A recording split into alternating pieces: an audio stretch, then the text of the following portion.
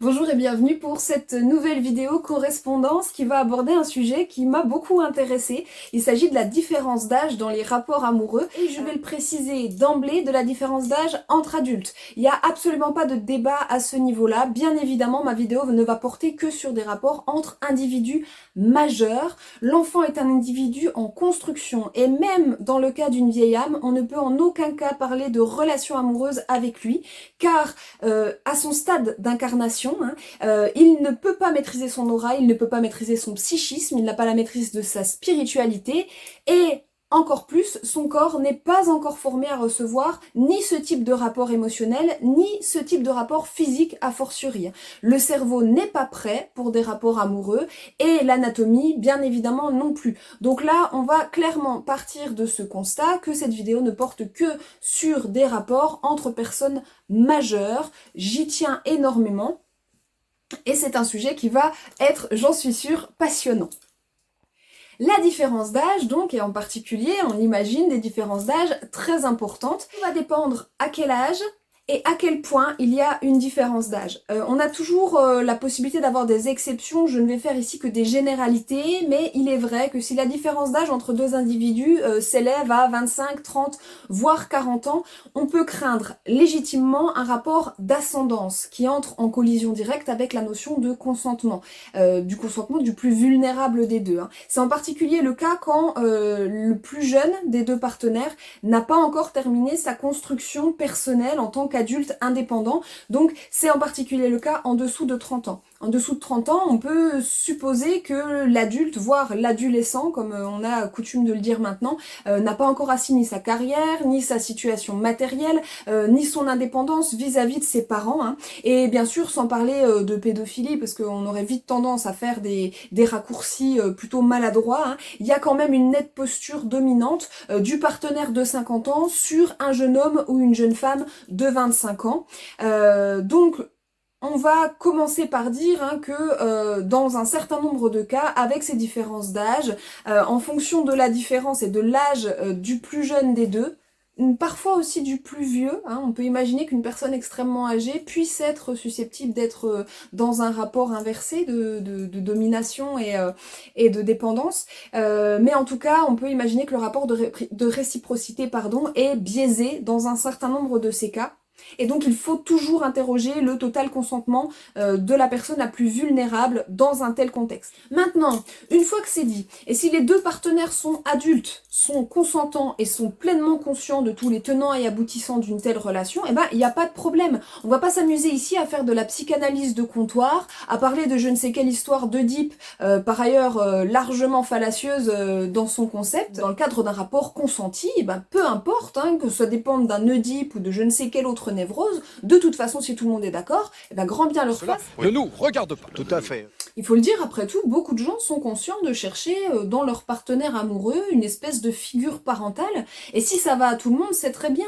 Il y a également beaucoup de partenaires qui se montrent très maternants ou maternantes avec leur partenaire, et si ça va à tout le monde, c'est ok, d'accord? Donc il n'y a pas de jugement ici, la société va les juger, ça c'est certain, mais la société juge toujours de toute façon. Il y aura peut-être aussi un jugement de la famille, des proches, c'est certain, mais en fait à partir du moment où on est au clair avec ça, où on sait qu'on va être jugé et où on décide d'assumer son choix, ma foi, il n'y a pas de problème avec ça, c'est un choix d'adulte. En dehors de l'ascendant possible, quels sont les inconvénients dont il faut être conscient face à un tel début de relation avec une personne qui serait beaucoup plus jeune ou beaucoup plus âgée que toi? Déjà, comme je le disais, le jugement de la société, il va falloir être conscient que la société va nous juger. Alors à ce titre, il y a un sketch de Roman Frécinet qui est absolument génial. Je mettrai la référence dans la barre d'infos. Il faut avoir conscience que si on entame une telle relation avec une personne beaucoup plus âgée, avec une personne beaucoup plus jeune, il va y avoir un certain nombre de dissonances, de décalages entre les deux partenaires, et certains peuvent être rédhibitoires. Et autant se poser la question au début de la relation plutôt que d'aller trop loin et de se rendre compte à un moment donné que on va blesser l'autre parce qu'en fait il y avait incompatibilité du fait de la différence d'âge. Alors je vais donner des exemples très concrets, hein. On peut avoir un des partenaires qui a déjà sa vie professionnelle bien avancée, voire même à la retraite, et puis l'autre partenaire qui doit cravacher au travail parce que sa carrière n'est pas du tout assise. On peut avoir aussi un partenaire qui est en âge d'avoir des enfants et un partenaire qui ne l'est plus. Quelqu'un qui pourrait souhaiter accéder au titre de propriétaire et un autre qui le serait déjà et qui ne serait plus du tout dans ces considérations-là. Donc tout ça peut être bien évidemment complètement anecdotique pour certains, mais pour d'autres ça peut constituer des critères plus ou moins excluants et plus ou moins rédhibitoires, et donc c'est bien d'en être très conscient au début de la relation. Il va y avoir également quelque chose de très important à prendre en compte, hein, à savoir une personne âgée à un moment donné va finir par être dépendante beaucoup plus tôt que ce qu'un jeune homme ou une jeune femme aurait pu attendre d'un partenaire de son âge. Donc ça veut dire qu'à un moment donné, et beaucoup plus rapidement que la moyenne, le partenaire le plus jeune va devenir aidant ou aidante d'une personne dépendante physiquement. Et il y aura des aspects très concrets à prendre en compte dans la notion tout simplement de handicap. Mais il y a aussi des avantages, hein. Évidemment, dans ces relations avec une grande différence d'âge, on peut tout à fait imaginer que deux points de vue très différents sur la vie et que deux expériences très différentes puissent venir s'enrichir mutuellement, qu'il puisse y avoir des choses à partager et un vrai rajeunissement pour l'un par exemple, un vrai gain en maturité pour l'autre, l'impression d'être soutenu dans des aspects très complémentaires finalement, et ça peut être effectivement très très joli à vivre. D'un point de vue énergétique maintenant, parce que quand même je suis médium, donc ça me semble important d'aborder ces aspects-là, l'âge physique est assez peu pris en compte dans l'énergétique. On va plutôt parler de jeunes âmes et de vieilles âmes, de l'âge karmique finalement, de deux partenaires.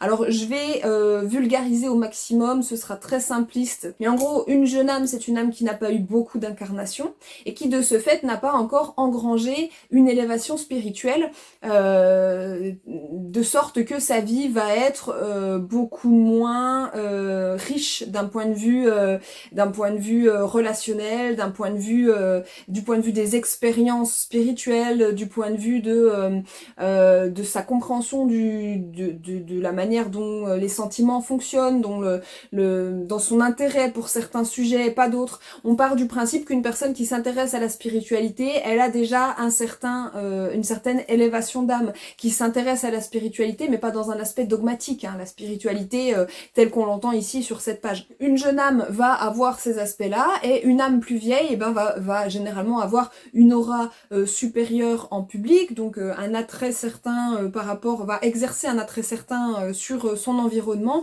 va avoir déjà un contact assez net avec sa vocation, donc des métiers de vocation et des façons de l'incarner extrêmement puissantes. C'est ce qui explique qu'on puisse parler d'âme sœur amoureuse et également de flammes jumelles, même si vous savez que j'aime pas trop cette étiquette et que je la trouve dangereuse, mais malgré tout, sur ces parcours d'âme particuliers, ça explique qu'il puisse y avoir une telle différence entre les individus, que les deux individus en termes d'incarnation n'aient strictement rien à voir l'un avec l'autre. On peut même avoir des flammes jumelles qui se rencontrent avec deux personnes qui a priori sont hétérosexuelles et qui en fait se découvrent quelque chose d'incroyablement fort avec une personne du même sexe par exemple, ou d'un âge extrêmement différent, ou d'une origine sociale a priori rédhibitoire et en fait pas du tout. Enfin voilà, ce genre de parcours s'explique par la compatibilité des âges karmiques plus que par la compatibilité physique. Pour conclure, la différence d'âge entre deux partenaires, elle n'est pas rédhibitoire en soi, il n'y a pas de problème avec ça. Ça demande une certaine vigilance quant aux dynamiques de dépendance et de domination que ça peut supposer, que d'être en couple avec une personne beaucoup plus âgée ou avec une personne beaucoup plus jeune. Et ça comprend également des enjeux et des problématiques complexes dont il faut être pleinement conscient et auxquels il faut pleinement consentir. À partir de là, dans l'absolu, aucun souci. Les deux partenaires sont adultes, consentants, conscients. À partir de là, rien ne s'oppose à ce qu'ils vivent une histoire sentimentale et charnelle ensemble, et a fortiori si on considère la compatibilité énergétique plutôt que des critères bassement matériels. Voilà, j'espère que cet épisode t'aura plu, j'espère qu'il t'aura appris des choses, qu'il t'aura diverti. Je t'invite à liker, à partager, à commenter. Partage en masse s'il te plaît. J'adore faire ce format, j'ai envie de continuer à le faire. Donc si toi aussi tu as envie qu'il continue, n'hésite pas à partager. Voilà, je te souhaite une excellente journée et je te dis à bientôt pour une nouvelle vidéo. Bye bye.